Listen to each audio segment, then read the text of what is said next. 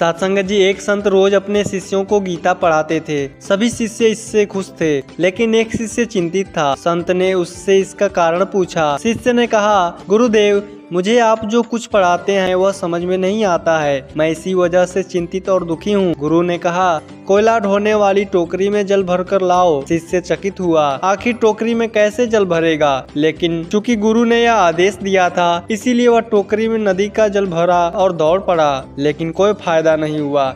जल टोकरी से छनकर गिर पड़ा। उसने टोकरी में जल भरकर कई बार गुरु जी तक दौड़ लगाई, लेकिन टोकरी में जल टिकता ही नहीं था। तब वो अपने गुरु के पास गया और बोला, गुरुदेव, टोकरी में पानी ले आना संभव नहीं है, कोई फायदा नहीं है। गुरुजी बोले, फायदा है, टोकरी में देखो। शिष्य ने देखा, बार बार पानी में कोयले की टोकरी डुबाने से स्वच्छ हो गई है, उसका कालापन धुल गया है। गुरु ने कहा, ठीक जैसे कोयले की टोकरी स्वच्छ हो गई है और तुम्हें पता भी नहीं चला, उसी तरह से सत्संग बार बार सुनने से ही कृपा शुरू हो जाती है। भले ही अभी तुमको समझ में नहीं आ रहा है, लेकिन तुम सत्संग का लाभ अपने जीवन में जरूर महसूस करोगे और हमेशा संत रहमत तुम पर बनी रहेगी।